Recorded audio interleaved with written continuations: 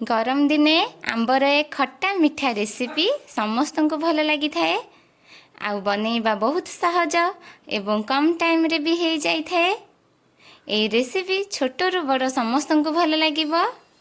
नमस्कार, मु अनुसुया आपण मानक स्वागत करुची रोसई विथ अनुसुया रे। तेबे चलंतु देखिनबा आजिर रेसिपी। मु दुईटी कंचा आंब को काटी रखी, आधा कप चीनी नहीं, गोटे चामच लंका गुंड, गोटे चामच पंचफुटण, एठी किछि जीरा आउ एठी चारिटा सुखिला लंका नहीं, 10 रु 12 भृषंग पत्र, 2 चामच तेल रिफाइन तेल नहीं, एठी टिके लुण, छोट चामच हलदी आउ गोटे इंच अदा को एठी छेचिकी रखिची।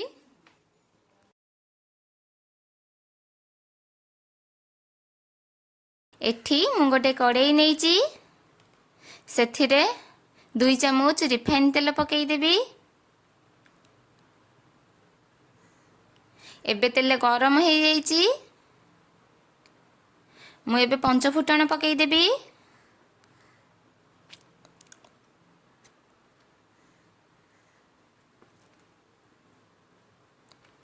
एबे किछि भृषंग पत्र पकई दउची। एठी गोटे चामच अदा छेचा पकई देउची आ भलो भाबे मिक्स करि नबा गोटे मिनिट पई।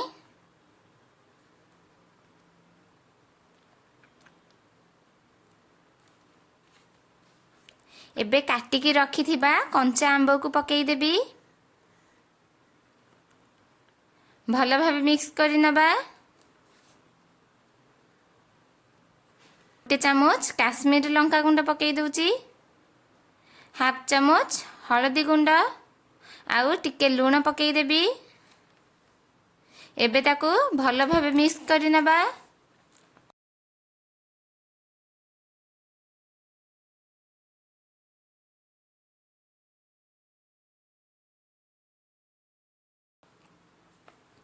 दी मिनिट पई एठी मु घोड़ेई नेथिली।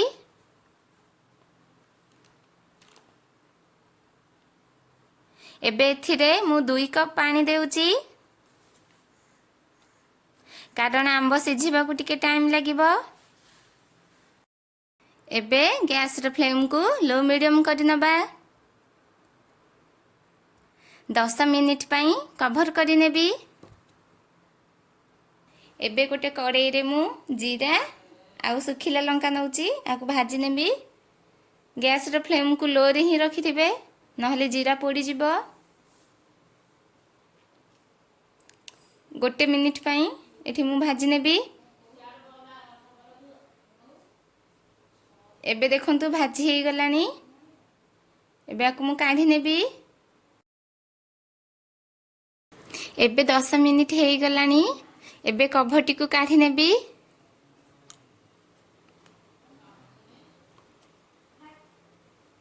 देखि पारुथिबे आंब सिझी गलानी।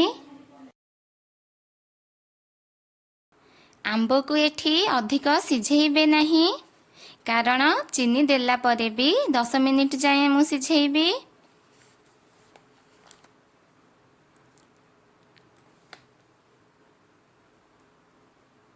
एबे मु हाफ कप चीनी देउछि, भलो भाबे मिक्स करि नबा। मु एठी टिके अधिक चीनी देइछि, कारण आंब टिके अधिक खटा थिला।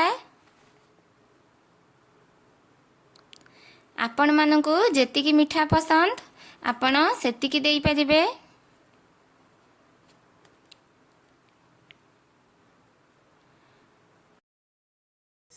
जदि मोर वीडियो टिकु एजाए सब्सक्राइब करि नाहंती तेबे दया करी मोर ई नुआ चैनल टिकु सब्सक्राइब करि नेबे।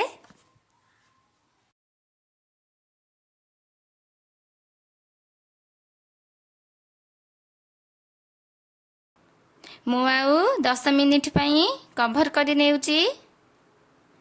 ଆମ୍ବ ଯେମିତି ଭଲ ଭାବେ ସିଝିଯିବ।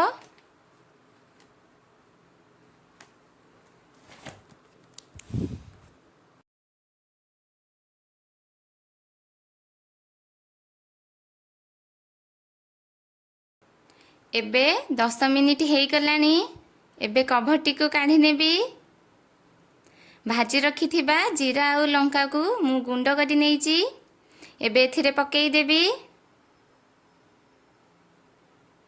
ଭଲ ଭାବେ ମିକ୍ସ କରିନେବା।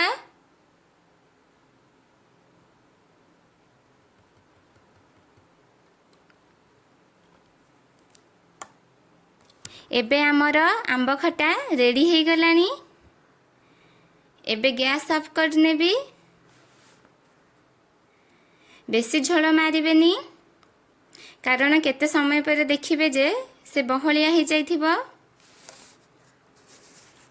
ଆକୁ ଫ୍ରିଜରେ ଷ୍ଟୋର କରି କେତେ ଦିନ ଆପଣମାନେ ରଖିପାରିବେ। ଥଣ୍ଡା ଥଣ୍ଡା ଖାଇବାକୁ ବହୁତ ଭଲ ଲାଗିବ। ଯଦି ଏହି ରେସିପିଟି ଆପଣମାନଙ୍କୁ ଭଲ ଲାଗିଲା ତେବେ ନିଶ୍ଚିନ୍ତ ଭାବରେ ଘରେ ଟ୍ରାଏ କରିବେ।